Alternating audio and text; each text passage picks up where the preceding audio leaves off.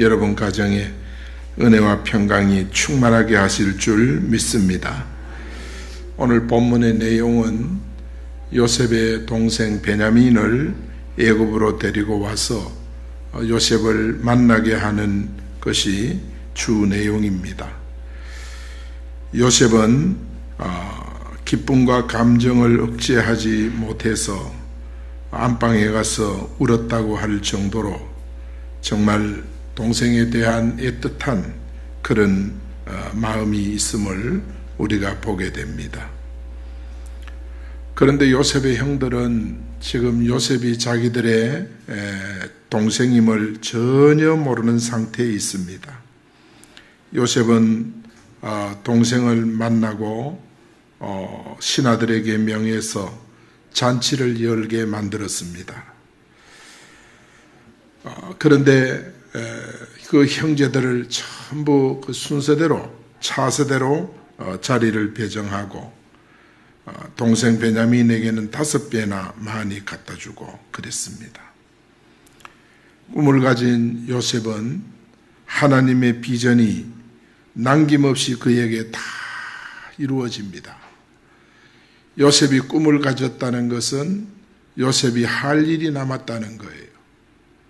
그러니까 요셉이 지금까지 살아온 과정을 보면 수많은 그런 죽을 고비가 있었어요.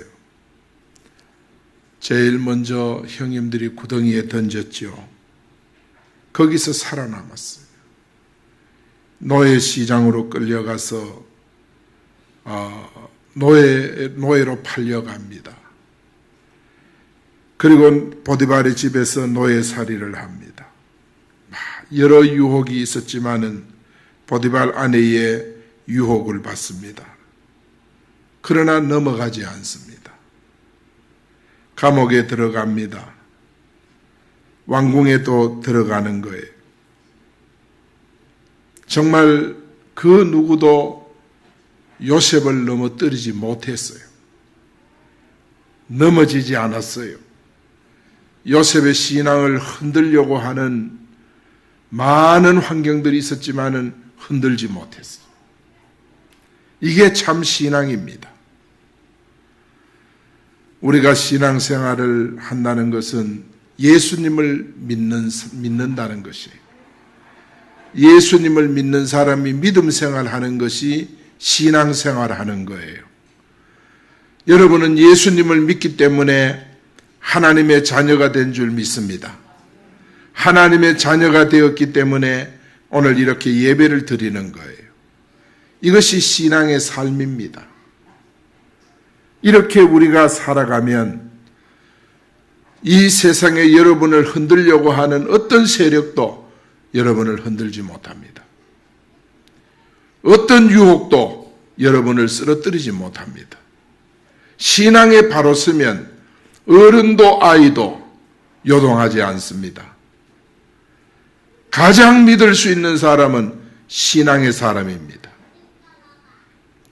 예수 믿는 사람도 은혜가 떨어지면 온갖 수단을 부리고 꾀를 부리고 몸으로 하는 것보다 말로서 먼저 하고 사람들이 점점 인격이 얄팍해집니다. 그러나 참 신앙인은 그 모든 환경을 극복합니다. 그 모든 환경을 이겨내는 것입니다. 요셉이 그랬습니다. 그래서 요셉의 승리는 애굽의 승리고 요셉의 승리는 자기 가문의 승리였습니다. 오랜 후에 요셉에게 응답이 나타났어요. 이게 오늘 제목입니다. 첫 번째로 형제들이 요셉 앞에 굴복합니다. 꿈대로 되는 거예요. 형제들이 요셉의 초청을 오해를 하는 거예요. 16절 18절에 보니까 형들이 굴복하게 된 것은 그냥 된 것이 아니에요. 이미 창세기 37장 1절에서 11절에 예언된 내용이에요. 성경은 섬세하게 기록이 됐어요. 거기는 요셉이 꿈을 꾸는데 요셉이 뵌 곡식단, 형님들이 뵌 곡식단 꿈을 꿉니다. 그리고 하늘의 해와 달 11별이 요셉 별을 보고 절을 하는 꿈을 꿉니다. 그런데 요셉이 살아가는 과정 속에서 그 꿈이 세밀하고 정확하게 이루어지고 성취되는 거예요. 여러분, 기도하면서 많은 꿈을 가지기를 바랍니다. 기도하면서 예배를 드리면서 많은 약속을 붙잡기를 바랍니다. 약속을 잡아야 돼요. 그러면 어떤 문제도 해결이 됩니다. 어떤 일이 있어도 극복이 됩니다. 요셉은 형들과 베냐민을 위해서 자기 집으로 초청을 합니다. 그리고 오찬을 준비하는 거예요. 형제들이 요셉 집으로 인도되니 그들이 걱정이 있어요. 전에 자루에 우리가 곡식값으로 지불했는데 그 돈이 자루에 도로 들어 있었어요. 그 일로 이 애굽 사람이 우리를 종으로 쓸렸고 집으로 불렀다. 이렇게 오해를 한 거예요. 그러니까 형들이 마음이 기쁘지 않고 굉장히 두려워졌습니다. 하나님 앞에 믿음은 모든 범사에 평안을 얻을 수 있고 안심할 수 있지만은, 그러나 오늘 요셉의 형들은 믿지 못하니까 요셉의 대접이 반갑지 않아요.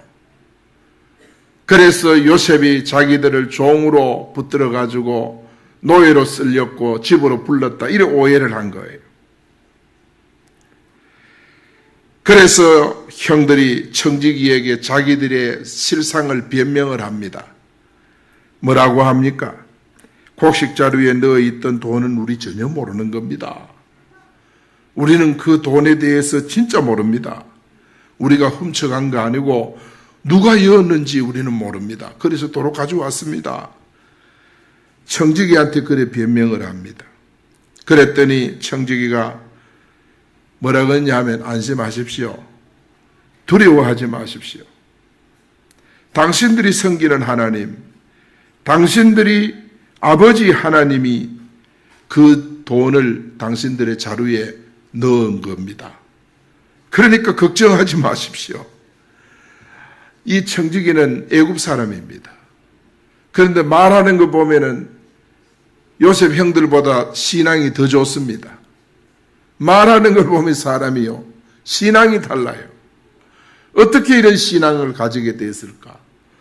요셉을 섬기면서, 요셉이 섬기는 하나님을 알게 되고 만나게 된 줄 믿습니다. 믿음 없는 자식도 부모가 신앙생활 하는 걸 보고 신앙을 배우지 않습니까?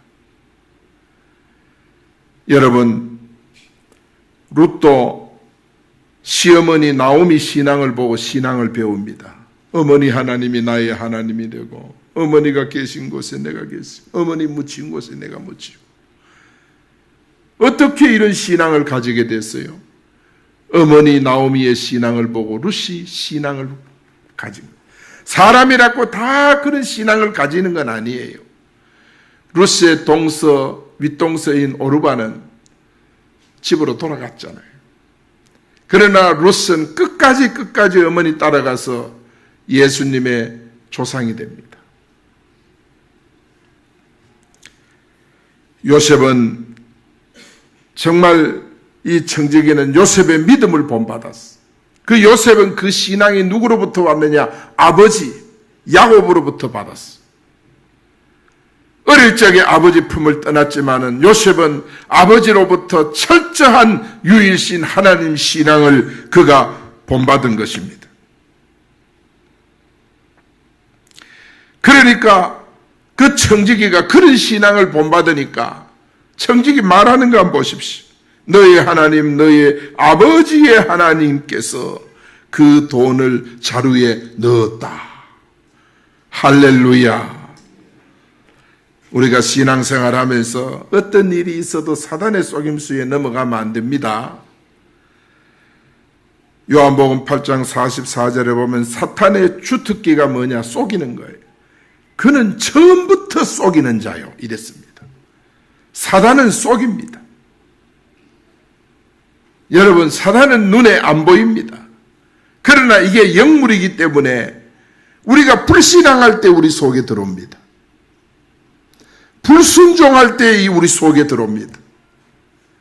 인간의 꾀를 부릴 때, 비신앙적인 행동을 할 때 이게 우리 속에 들어옵니다.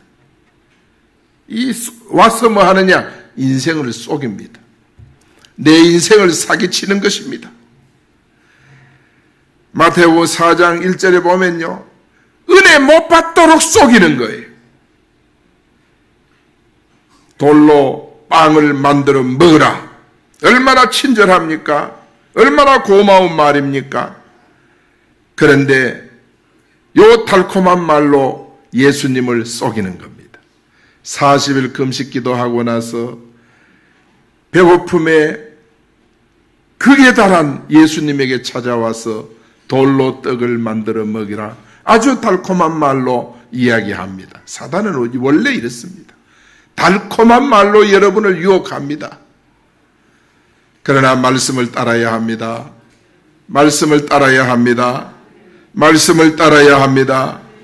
네가 하나님의 아들이거든 성전 꼭대기에 뛰어내려 보라.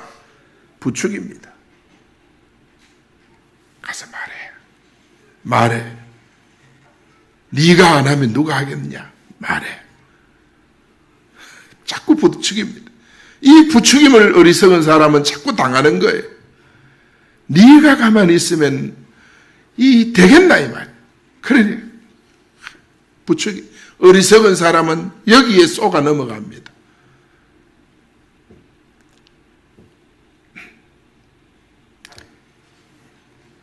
그리고 세 번째는 뭡니까? 내게 절을 해라. 그러면 다 주겠다. 네 내 말 한번 들어봐라. 네 다 잘 된다. 내 말 한번 들어봐라. 내게 절을 해라. 그러면 천하만국을 네게 주겠다. 내 말 들으면 안 되는 일이 없어. 사단이 이래 유혹합니다. 다 줄 테니까 절하라. 내가 너를 보장한다. 끝까지 내가 너를 지켜준다. 네 내 말한 대로 한번 해봐라. 그야말로 힘도 없으면서 지가 배경이 되겠대. 그러니까 어리석고 어린 사람들은 그 말에 놀아나는 거예요.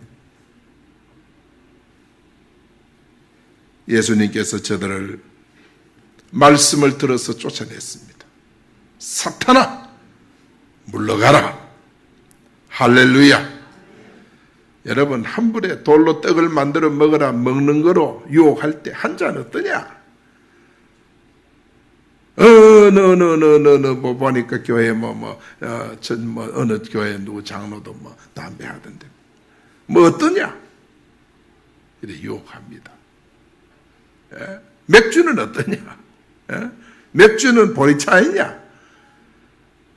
그게 무슨 그렇겠냐? 먹는 거가 유혹합니다.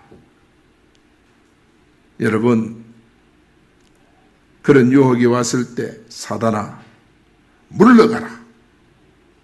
그런 용기가 여러분에게 있기를 바랍니다. 물러가라. 물리쳐야 돼. 뛰어내려라. 영심을 막 흔드는 거. 그야말로 자극을 주는 거예요. 네가 교회에서 보통 사람이냐? 네 한마디 하면 대단하다 말이지. 영심을 막 부추깁니다. 여러분,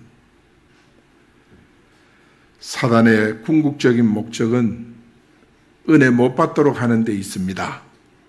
교회 다니면서 은혜 받아야 합니다.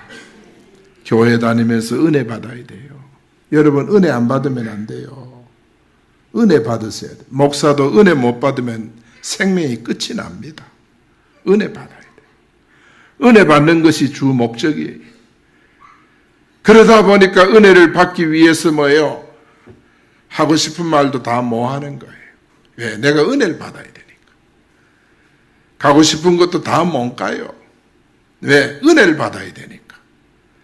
오늘 오후에도 은혜가 충만히 임하기 원합니다. 은혜가 임할지어다, 임할지어다, 임할지어다. 은혜가 임할 때 여러분 몸에 질병이 떠날지어다, 질병이 떠날지어다, 감기가 깨끗이 날지어다. 할렐루야. 은혜가 임할 때 우리의 몸의 질병도 떠납니다. 믿습니까? 하나님의 은혜를 받아야 돼. 어떻게든 은혜 못 받도록 사단은 전략을 짜서 공격합니다. 사단은 자꾸 여러분을 멸망시키려고 말씀을 붙잡지 못하게 합니다. 여러분, 말씀 붙잡아야 합니다. 오늘도 이 말씀 붙잡아야 돼요. 말씀 잡아야 돼요. 이 얼마나 중요한. 너희 염려를 주께 맡겨버리라. 근신하라, 깨어라. 너희 대적마귀는 우는 사자같이 두루 다니며 삼킬 자를 찾나니. 사단은 계속 다니면서 삼킬 자를 찾아요. 불순종자를 찾아요. 어린 자를 찾아요. 그래서 부축입니다.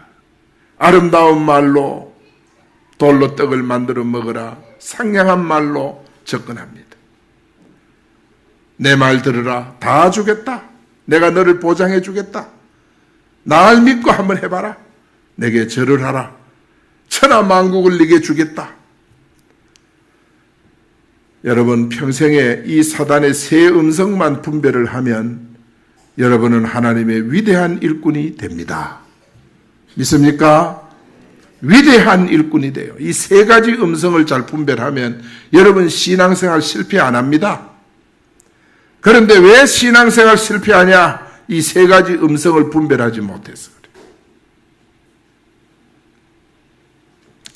사단은요, 막 돌아다녀요. 신방을 해요. 어떨 때는 교회도 대신방하고 여러분 가정에도 대신방하고. 여러분 셀 리더들 잘 기억하세요. 여러분 셀에도 대신방을 해요.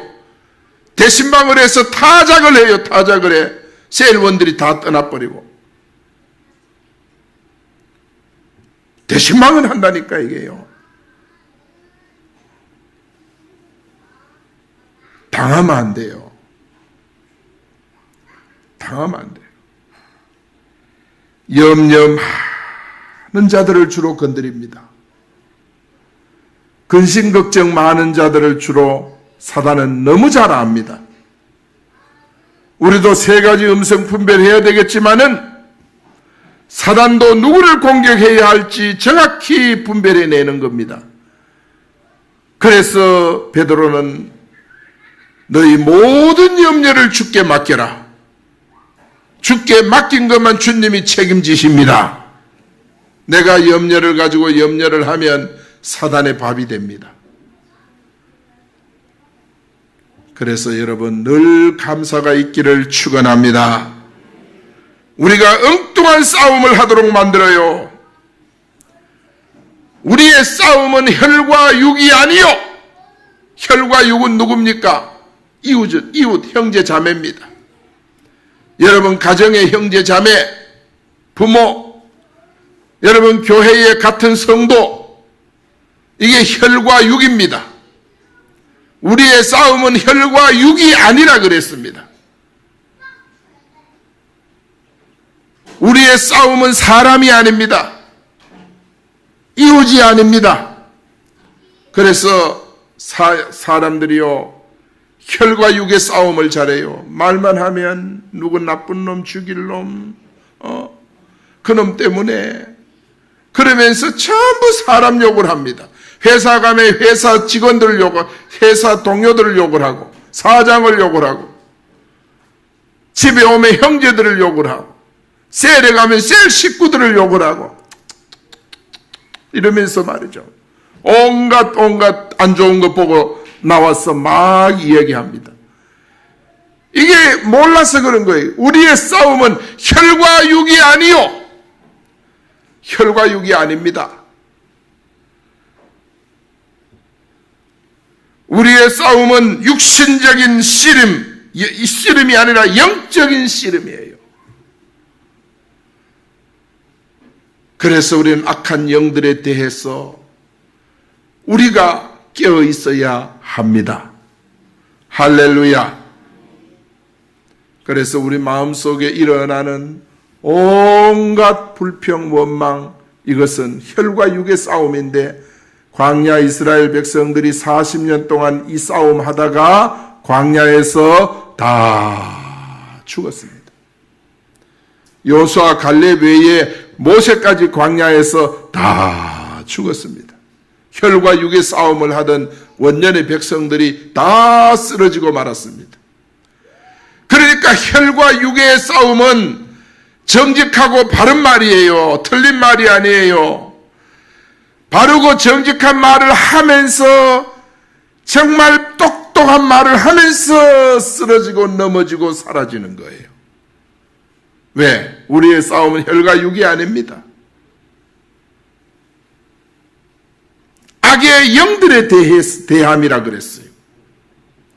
그러니까 우리가 사단이 나로 하여금 형제에게 원망이 일어나게 하는구나.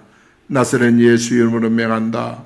마음의 미움을 일으키는 더러운 사단아 떠나갈지어다. 요게 악의 영들에 대한 싸움이에요. 그러면서 하나님의 말씀을 더 잡아야 하는 줄 믿습니다. 하나님의 말씀을 더 붙들어야 합니다. 여러분, 신자의 싸움은 영적인 싸움임을 잘 기억을 해서 여러분, 형이 군사 400을 끌고 올 때 야곱이 전에는 깨도 쓰고 수단도 부리고 다 했지만 이제는 깨 안 부리고 야복 강가에 앉아서 영적 씨름하지요. 하나님의 천사를 붙들고 씨름합니다. 당신 내게 복 주지 않으면 내가 놓지 않겠다고 막 씨름합니다. 그때 문제가 해결된 줄 믿습니다. 히스기야도 18만 5천 명 군사 쳐들어왔을 때 하나님 성전에 올라가서 하나님과 씨름합니다. 이게 영적 싸움입니다. 그랬더니 아수르 군사로부터 구원을 받게 되었습니다. 할렐루야. 그래, 영적 싸움, 영적 싸움. 여러분도 가정에 일이 있거든 하나님 앞에 올라왔어야 돼. 영적 싸움 하기를 축원합니다. 여러분, 사업하고 직장이고 건강이고 이런 문제 있거든 하나님 앞에 올라와서 영적 싸움 하기를 축원합니다. 영적 싸움 해야 문제가 빨리 끝이 나는 거예요. 그래서 어떻게든지 사단은 우리로 우상에 빠지도록 만들어요. 자꾸 세상 방법 따르도록 만들고 우상에 빠지도록 만들고 그리고 눈에 안 보이도록 사람을 자꾸 억누르고 누가 그랬느냐?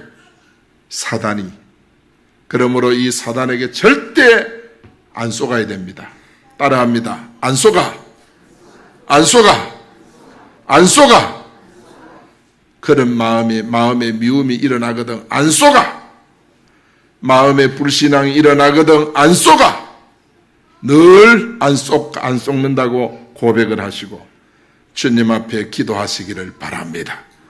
영적 싸움에 승리하기 바랍니다. 두 번째, 꿈이 현실에 이루어집니다. 25절 28절에 보니까 꿈은 현실로 나타나게 되어 있어요. 형제들이 요셉에게 엎드려 절하고 예물을 드리잖아요. 아버지가 예물을 가져가라 그랬지요. 그 예물을 드립니다. 그들이 예물을 전하려고 기다리다가 요셉이 집으로 오니까 예물을 드리고 11형제가 땅에 엎드려 가지고 절을 하는 거예요. 요셉은 그걸 보고 뭐를 생각했을까요? 창세기 37장에 꿈을 기억했을 거예요.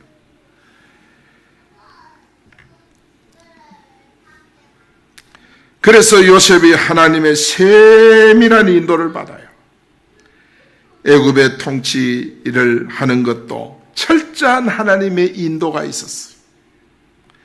지금 요셉을 통해서 하나하나 이루어지는데 어느 것 하나 그냥 된 것이 없어요. 7년 풍년, 7년 흉년 철저하게 요셉을 이끌어내기 위한 하나님의 인도였습니다. 꿈은 바로가 꿨지만은 그 꿈을 통해서 요셉이 애굽 총리 자리로 올라가게 된 줄로 믿습니다. 그리고 베냐민을 데려오는 것도 철저한 하나님의 인도예요. 여러분, 베냐민을 데리고 오니까 전 이스라엘이 애굽에 들어오게 되는 것입니다. 그냥 들어오는 것이 아니라 이것도 창세기 15장 9절에서 13절에 보니까 예언된 내용대로 아브라함이 모든 재물은 피를 흘려야 되거든. 그런데 새는 작다고 피를 흘리지 않았어요. 그 예배를 드리고 나서 하나님이 아브라함에게 나타나서 너의 후손이 400년 동안 이방의 객이 되리라 하나님이 저주를 한 거예요. 그 꿈이 지금 이루어진 거예요. 그래서 야곱이 할아버지의 그 400년 이방의 객이 된다는 그 하나님의 말씀대로 지금 야곱이 객이 되는데 어떻게 돼요? 자기 발로 자기 식구를 데리고 애굽으로 들어가는 거예요. 사람이 아는 것 같으면 피하겠죠. 몰라요. 자기 발로 자기 식구 데리고 애굽에 들어가서 몇 년? 430년을 종살이 합니다.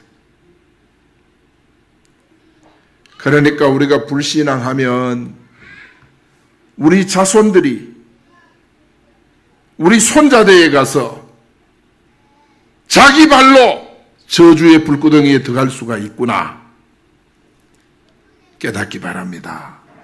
성경을 보니까 아브라함이 예배 한번 잘못 드렸는데 내 후손이 이방의 객이 된다는 저주를 받았는데 손자대에 가서 자기 발로 온 가족 데리고 들어가가지고 430년을 종살이 하는 거예요. 세상에 이런 일이 있을 수가 있나? 모든 것이 하나님의 예언대로 되고 말씀대로 되고 언약대로 되는 거예요. 요셉이 부친에 대하여 문안을 합니다. 27절에 보니까 아버지가 생존해 있느냐 안녕하시냐 안부를 묻습니다. 그랬더니 형제들이 주의 종 우리 아버지가 평안하고 지금까지 생존하였나이다. 그리고 머리 숙여 절을 합니다. 요셉이 전에 해와 달과 11별이 절을 한다는 그 말씀이 지금 성취되는 순간이에요. 요셉의 꿈은 하나님의 특별 계시인데 하나님의 말씀은 1.1획도 땅에 떨어지지 아니하고 그대로 이루어지고 성취되고 있는 것입니다. 환난과 시험과 핍박과 멸망이 왔을 때 우리는 해석을 잘 해야 됩니다. 진짜 잘해야 됩니다.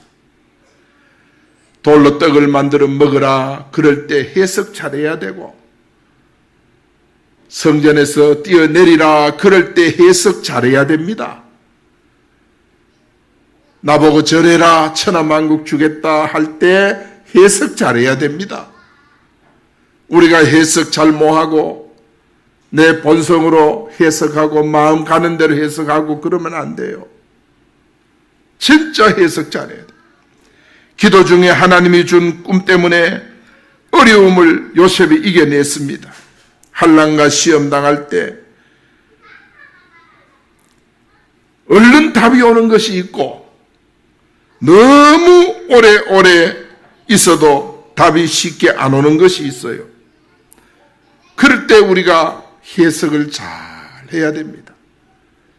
그거를 잘 못하면 우리는 결국은 또 어려워지는 것입니다. 400년 동안 이스라엘이 애굽에서 고난당하였고 400년 동안 하나님의 역사도 없었고 응답도 없었고 은혜도 없었어. 오늘 우리가 그 400년 기간이 아닙니까? 기도해도 응답 없고 예배드리도 감각이 없고 감동이 없고 아무런 하나님의 역사도 없고 하나님의 능력도 인도도 없는 그런 상태가 400년 기간. 그런데 이스라엘이 거기서 나올 때 응답받았어. 바로에게 너무너무 고난을 받아요. 람셋 성을 재건하는데 건축하는데 벽돌을 굳게 만들고 집도 주지 아니하고 주어서 벽돌 정량을 구우라 그러니까 이스라엘 백성이 너무 고통스러우니까 그때서 하나님 앞에 막 호소했어요. 그랬더니 하나님이 그 호소를 들으셨다 그랬어요. 그들의 그 외침을 들으시고 하나님이 누구를 준비했느냐? 아브라함과 요셉의 가정에 모세를 준비시킨 거예요. 모세가 그때 태어나는 거예요. 40년 동안 왕궁에서 모세가 자라는 거예요. 그때 이스라엘은 고통이 극에 달합니다. 40년 미디안과 훈련받게 만드는 거예요. 나이 80이 돼서 모세가 이 바로 앞에 섭니다. 내 백성은 예배드려야 될 백성이니 해방시켜라. 사랑하는 여러분, 하나님께 부르짖을 때만 하나님이 응답하십니다. 400년 동안 하나님 계신 것도 몰랐고 부르짖는 것도 몰랐고 영적 암흑기로 저들이 살 때는 하나님이 잠잠했습니다. 가정에도 역사가 나타나지 않고 그 삶에도 역사가 나타나지 않았는데 저들이 너무 힘드니까 아버지여 너무 힘듭니다 하고 그때 유일신 하나님을 찾으니까 하나님께서 모세를 준비시키는 겁니다. 경건한 부모 밑에 모세를 태어나게 하는 거예요. 로마 50년 동안 로마 황제 10황제가 기독교를 핍박했습니다. 얼마나 핍박했어요. 그래서 저들이 250년 동안 부르짖었는데 하나님께서 기적을 베풀었어요. 로마를 기독교 국가로 완전 복음으로 뒤집은 것입니다. 환난과 핍박과 시험이 올 때 흔들리지 말고 인내하면서 하나님을 찾으면 하나님이 인도해 주십니다. 믿습니까? 요셉이 15년 만에 응답을 받았어요. 15년 만에 이루어졌어요. 그래서 정확히 오늘 제목이 15년 만에 나타난 응답. 정말 우리가 하나님의 이 역사를 여러분 기억을 하고 여러분이 언약을 끝까지 붙들고 나가면 하나님이 여러분의 앞길에 홍해가 있으면 홍해를 갈라버리고 여리고가 있으면 무너뜨려버리고 양식이 떨어지면 만나를 내려버리고 생수가 떨어지면 반석에 물이 나게 만들어버리고 할렐루야. 아모리가 쳐들어오면 하나님이 나가서 물리치게 만들고 다 하나님이 역사하시는 거예요. 세 번째, 요셉이 형들을 대접합니다. 성숙한 자는 항상 절제된 삶을 살게 돼요. 이게 성숙한 모습이에요. 여러분, 요셉은 베냐민을 보고 나서 너무 감정이 북받쳐가지고 안방에 가서 울고 나왔다 그랬어. 만약 형제들 앞에서 울었다면 아마 형님들을 바로 세우지 못했어. 요셉의 목적은 뭐냐? 자기를 팔아버린 형님이 동생 베냐민도 팔아먹지 않겠느냐? 이런 아직 의심을 하고 있어. 그래서 형님들을 이렇게 저렇게 다루면서 형님들의 본심을 지금 떠보고 있는 거예요. 그러니까 자기를 철저히 절제하는 거예요. 감정을 절제하고 형님들을 지금 시험 중에 있어요.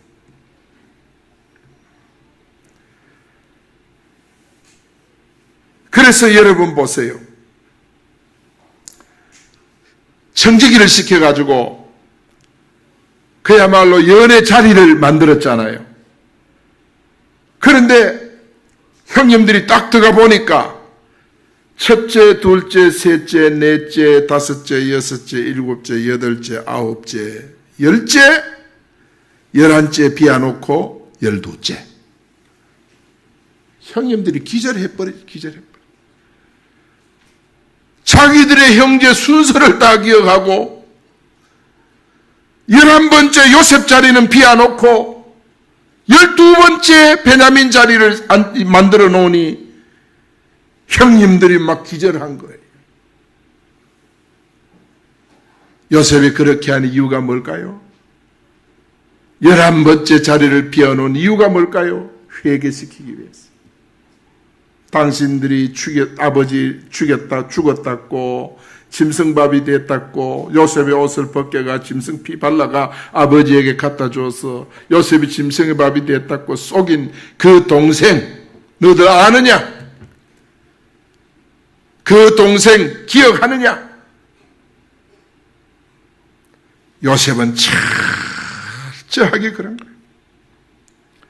그래서 본문에는 뭐라고 말했냐? 그들이 서로 쳐다보면서 서로 보면서 이상히 여겼더라.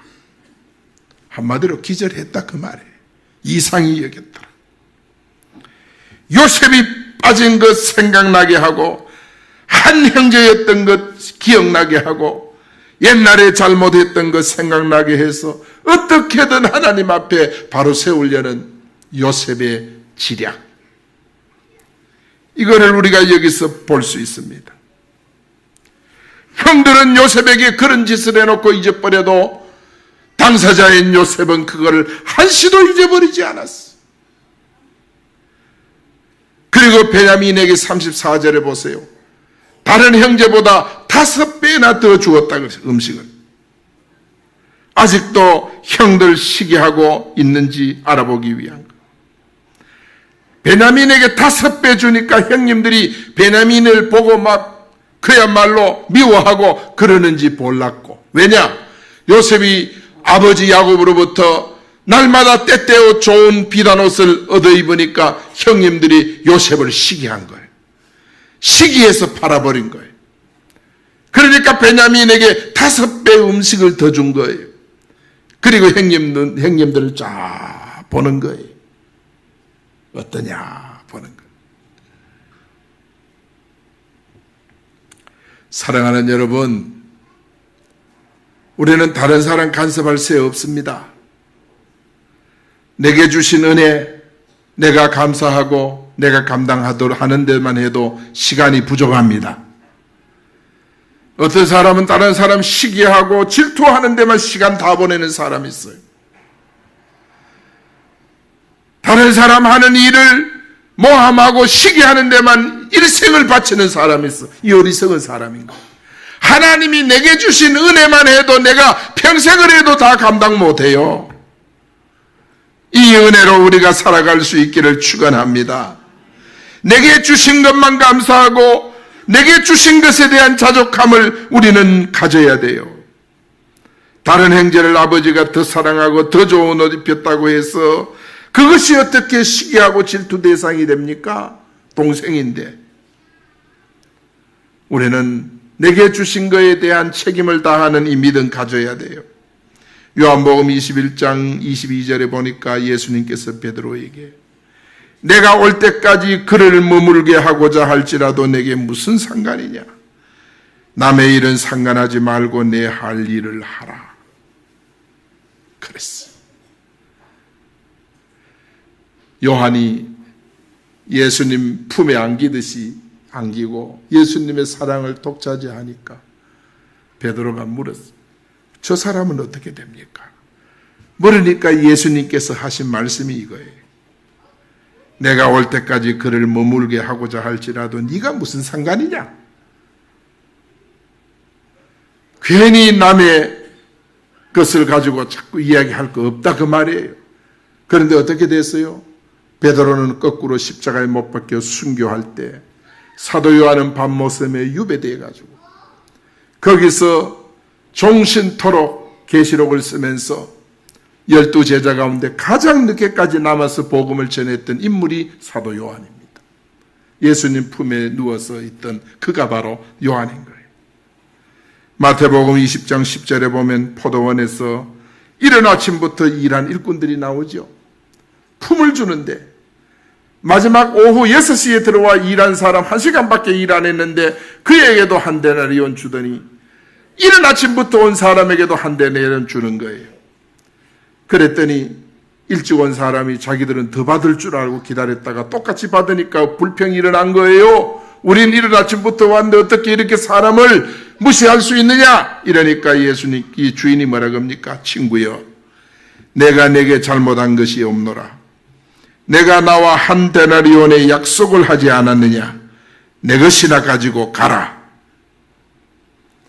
내 할 일만 하고 난간섭하지 마라. 남과 비교하지 마라. 내 것에 대해서 족한 줄 알고 감사하라. 내 맡은 일에만 충성하는 것이 그게 참 믿음이고 하나님의 의를 이루는 것이니라. 할렐루야. 환난 받는 자가 늘 강조해야 될 것은 언약 안에 있어야 됩니다. 언약 안에 있으면, 그리스도 안에 있으면 완전 승리합니다. 환난 당할수록 주님 떠나면 안 됩니다. 언약 밖에 있으면 큰일 나는 거예요. 능력 중에 능력이 바로 뭐냐?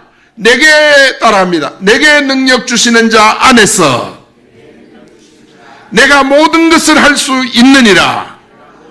내게 능력 주시는 자 안에서 그 안에 있어야 돼. 능력 중에 능력이 바로 내게 능력 주시는 자 안에서. 창세기 39장 2절에 보니까 여호와께서 요셉과 함께 하심으로, 이것이 바로 요셉이 모든 환경을 이긴 승리의 비결입니다. 그러니까 그리스도 안에 있는 자에게는 절망이 없어요. 능력 있는 자 안에서 모든 것을 할 수 있습니다. 꼭 우리는 이 말씀 붙잡고 승리합시다. 문제는 내가 언약 밖에 있는 것이 문제예요. 시험 받는 자가 믿음을 회복하면요, 형제들이 근심하며 요셉에게 용서를 구하잖아요. 하나님이 나를 형들 앞서 이곳에 보내었나이다. 참으로 중대한 믿음입니다. 형님들이 나를 판 것이 아니라 하나님이 나를 형님들 살리려고 먼저 보냈습니다. 여러분, 우리가 시험 당하는 거, 억울한 일 당하는 거 하나님 다 알고 계시는 줄 믿습니다. 하나님 다 알아요. 우리가 걱정할 거 없어요. 여러분, 바울은 뭐라고 말합니까? 내게 능력 주시는 자 안에서 내가 모든 거 할 수 있다. 바울이 이렇게 말하잖아요. 그래서 세계 복음화하는 길에 오직 예수 그리스도의 비밀을 깨달은 우리 진천교회 성도들 되어서 이 지역에 하나님의 역사를 이루어 나아갈 수 있기를 축원합니다. 축원합니다. 여러분, 이번 한 주간도 응답받기를 바랍니다. 응답 받으십시오. 오랜 후에 나타난 응답. 여러분이 기도하고 있는 거는 다 응답된다 그 말이에요. 기도하고 있는 거는 다 성취된다 그 말이에요. 기도하는 거는 다 됩니다. 오랜 후에 나타난 응답 다 됩니다. 요셉은 어릴 때 꿈 꿨는데 지금 이루어지잖아요. 그러니까 낙심하지 말고 이번 한 주간도 지치지 말고 기도합시다. 할렐루야.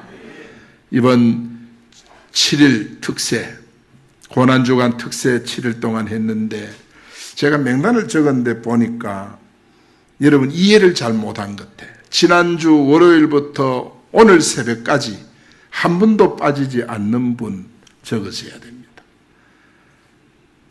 그리고 지난주 제가 강고를 할 때 이해를 이래 한 것 같아요. 오늘 새벽까지, 오늘 새벽만 나오면 된다. 이래 이해를 한 것 같아요. 그래가지고 이름을 적어놨는데 보니까 좀 그래. 그런데 제가 일단은 적어놓은 이름을 명단을 보니까 19명인데 그 가운데 또 한두 분은 내가 뭐 좀 빠졌는데 이해를 잘 못한 것 같아요. 그래서 여러분 다음 또 특세할 때는 우리 성도 전체가 다 나올 수 있기를 바랍니다. 그래서 물병을 살라 그랬더니 인터넷에 사야 좋은 걸 산다고 그래가지고 이제 주문을 해놨습니다. 해놨는데 이번 수요일 날 도착하면 수요일 날 논아주겠습니다. 그런데 이번 제가 물병을 논아준 거는 거기 뜨신 물 담아가지고 새벽기도 오라고. 물병만 받아가 새벽기도 안 오면 안 돼요. 새벽에 뜨신 물 받아가 새벽기도 오라고. 여러분 물병 특세 7일 동안 안 빠진 분들에게 하나씩 드립니다. 그러니까 여러분 꼭 지속적으로 기도하시기를 축원합니다. 축원합니다. 기도하겠습니다.